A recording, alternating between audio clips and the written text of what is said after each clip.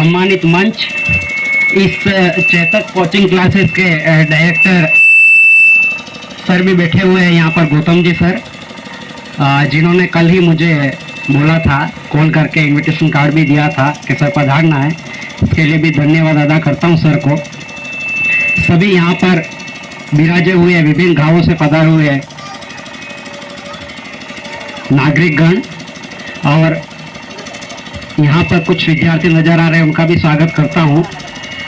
सबसे पहले इस चेतक कोचिंग क्लासेस की कुछ विशेषताएं बताना चाहूँगा, क्योंकि एक साल भर पहले गौतम जी सर मेरे घर पे भी आ चुके हैं। जब कोचिंग क्लासेस स्टार्ट होने से पहले, तब से इनको मैं जानता हूँ।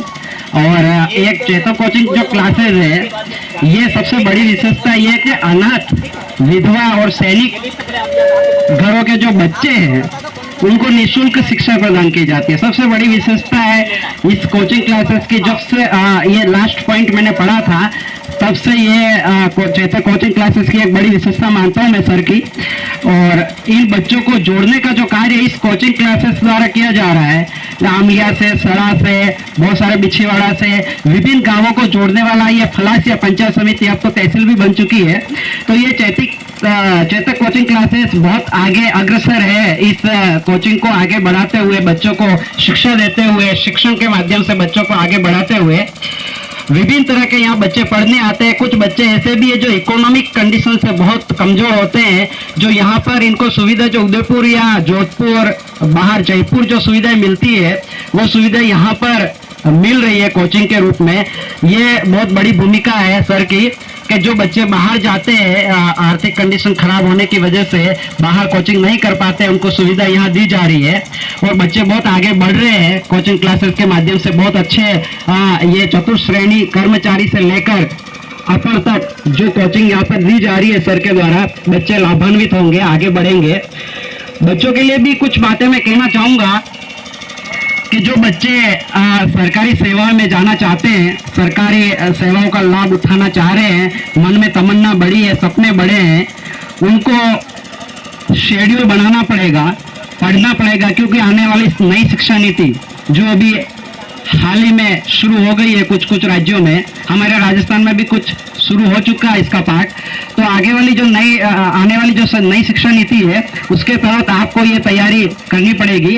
और आने वाला जो पल है वो बहुत ही भयंकर आने वाला है, इसके लिए आपको सजग रहना पड़ेगा। बच्चों की जो पढ़ाई से संबंधित बातें हैं, मैं भी पिछले 5 सालों से तैयारी करते हुए आ रहा हूँ। इसके माध्यम से आरपीएससी परीक्षा दी है और 2018 से पोस्टेड हूँ मैं। तो बच्चों के लिए शेड्यूल, सबसे बड़ी इंपॉर्टेंट बात यह, टाइम टेबल आपको बनाना चाहिए।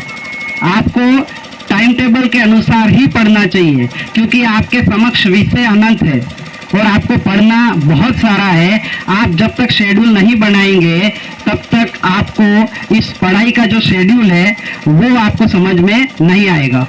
तो शेड्यूल के माध्यम से आप चाहे तो टाइमिंग का शेड्यूल बना दीजिए या सब्जेक्ट का शेड्यूल बना दीजिए। मेरे हिसाब से मैंने सब्जेक्ट का शेड्यूल बनाया था कि मुझे कितनी सब्जेक्ट पढ़नी है, कितने दिन में पूरा करना है सिलेबस। आपको सिलेबस पूरा करना है तो शेड्यूल बनाना ही पड़ेगा। और उसके बाद सबसे बड़ी बात है रिवीजन करना, क्योंकि रिवीजन जब तक नहीं होगा तब तक आपका सब पढ़ा हुआ व्यर्थ है। आपको रिवीजन करने के लिए भी कम से कम 15 से 20 दिन की जरूरत पड़ेगी। तो आपको कोर्स 1 महीने पहले ही कर देना। जब कॉम्पिटिटिव एग्जाम आपके आ रहे हैं और आप देना चाहते हो, तो उसको 1 महीने पहले ही आप उस कोर्स को पूरा कर दे।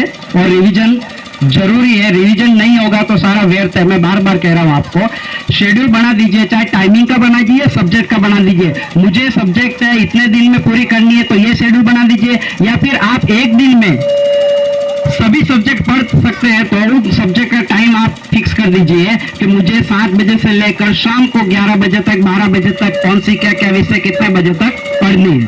तो ये बातें आपको विशेष ध्यान रखनी है। आगे बढ़ना है, खूब आगे मेहनत करनी है, क्योंकि ये कंपटीशन अभी बढ़ता ही जा रहा है। जैसे रीट के एग्जाम हुए, दोनों को मिलाकर अभी भी 10 लाख आवेदन आ चुके हैं। तो आप सोचो कि कंपटीशन कम नहीं होगा बल्कि बढ़ता ही चला जाएगा। आप अभी से सजग रहिए और पढ़ाई कीजिए। ये प्रतिभा जो सम्मान समारोह हो रहा है, इसी कड़ी से जुड़ा हुआ है कि आपने पिछले वर्ष कितनी मेहनत की, कौन से प्रतिभागी सरकारी सेवा में गए और सरकारी सेवाओं का लाभ अभी भी उठा रहे हैं, उनका सम्मान आज यहाँ किया जाएगा, उससे प्रेरित होकर आप भी अपने जीवन का एक लक्ष्य निर्धारित कर सकते हैं, आगे बढ़ सकते हैं और खूब नाम रोशन कर सकते हैं अपने माता पिता का, अपने समाज का, अपने देश का। इसी के साथ मैं अपना स्थान ग्रहण करता हूँ। जय हिंद, जय भारत, जय राजस्थान।